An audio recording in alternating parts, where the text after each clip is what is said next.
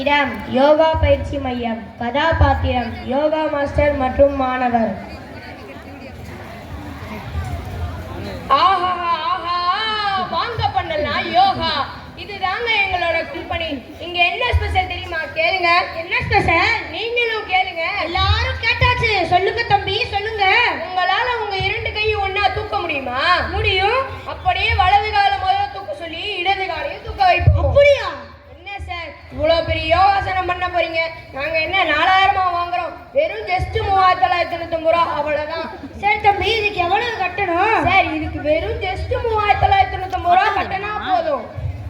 தம்பி, இந்த வாய் தான் உங்களுக்கு எங்கேயோ கொண்டு போகுது. சரிங்க சார், இன்னொரு ஆஃபர் இருக்கு. என்னது? நீங்க 2 பேர் இந்த கிளாஸ் சேர்த்துட்டா உங்களுக்கு பெரிய ஆஃபர் 200 ரூபா கம்மி பண்ணுவோம். எது 200 ரூபா? பெரிய தொகையா? 3999 ரூபா சின்ன தொகையா? சார் கூட்டிட்டு வாங்க, ஆஃபர் பிரைஸா அள்ளிட்டு போங்க. ரிட்டர்ன் பாலிசி இல்லைங்கிறத ஞாபகம் வச்சுக்கோங்க. வரேன் அடுத்த நாள் 2 பேரை கூட்டிட்டு வரேன் தம்பி. காட்சி 2. அடுத்த நாள். கதாபாத்திரம் யோகா மாஸ்டர் மற்றும் 3 மாணவர்கள். ரியாஜ் ஃபோன் பண்ணா எடுக்க மாட்டேங்குது. ஆரம்பிக்கலாமா? அட 2 பேரை கூட்டிட்டு வந்தீங்களா? ஃபீஸ் வெறும் ஜஸ்ட் 3990 ரூபா. கட்டியாச்சா? உங்க கட்டிட்டாங்க. உங்க பெரிய தொகை 200 ரூபாய் கொடுங்க. அப்போ ஓகே, போடலாம். ரெடியா? ஆரம்பி. இது ஆஹா ஆஹா, வாங்க பண்ணலாம் யோகா. ஃபர்ஸ்ட் எல்லாம் உங்க வலது கையை மெதுவா மேல தூக்குங்க. தூக்கியாச்சு.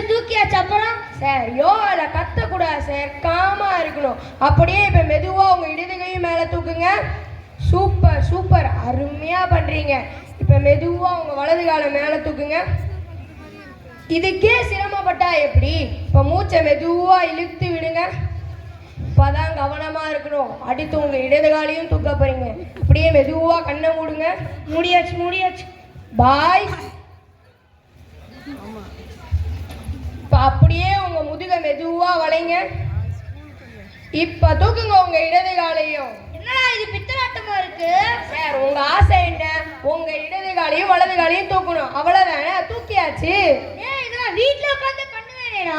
சார் இது நீங்க வீட்ல பண்ணா எங்களுக்கு எப்படி சார் வெறும் ஜஸ்ட் 3990 ரூபா கிடைக்கும்? ஆனாலே ரொம்ப ஓவரா போறீங்கடா. சார் எங்க வாக்கு ரொம்ப சுத்தமா இருக்கும். நீங்க தினமும் வாங்க, நான் உங்க 2 கைகாலையும் நான் தூக்க வைக்கிறேன். உங்க ஆஃபர் போதுமையா? நான் பார்த்ததே கிடையாது. நீங்க எதிர்பார்த்திருக்கீங்களா? சார் கூட்டிட்டு வாங்க, ஆஃபர் பிரைஸ் அள்ளிட்டு போங்க. ஆத்தி, அடுத்த பிள்ளை ஓடுங்க.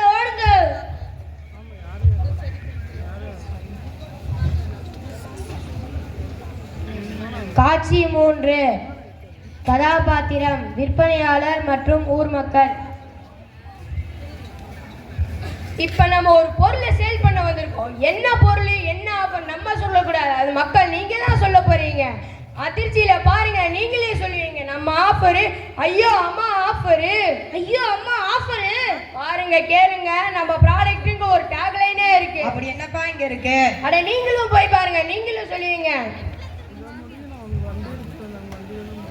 அட ஆமா, என் மக்களுக்கு சொல்லுங்க. ஐயோ அம்மா ஆஃபர் இப்படி பண்ணுவேன்னு ஒண்ணு எதிர்பார்க்கவே இல்லைங்க. பாருங்க, கேளுங்க, திரும்பவும் சொல்றேன், நம்ம ப்ராடக்ட்டுக்கு ஒரு டேக்லைனே இருக்கு. என்னப்பா அங்க ஒரே சத்தமா இருக்கு? அட நீங்களும் போய் பாருங்க, நீங்களும் சொல்லலாம். அட ஆமா, ஐயோ அம்மா ஆஃபரு. பாருங்க, கேளுங்க, உள்ளிருந்து சொல்றாங்க, யாரும் சொல்லி கொடுத்து சொல்லல. நம்ம ஆஃபரு, ஐயோ அம்மா ஆஃபரு. இந்த ஊர்ல நம்ம தான் டாப்பரு. அது சரி தம்பி, அங்கிட்டே திருப்பி வச்சது எப்படி தம்பி தெரியும் உங்களுக்கு? கொஞ்சம் மக்களுக்கும் காட்டுங்க.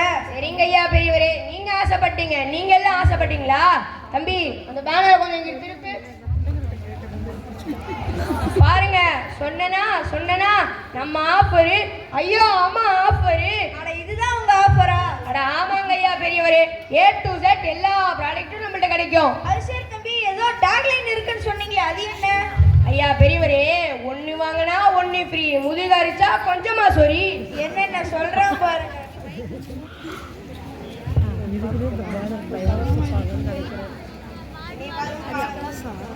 இனி வரும் காலங்கள் வியாபார யுக்தி மட்டும் இருந்தால் போதாது, விளம்பர யுக்தியும் இருக்க வேண்டும். அப்போதான் வியாபாரம் வளரும், விளம்பர பெருகும்.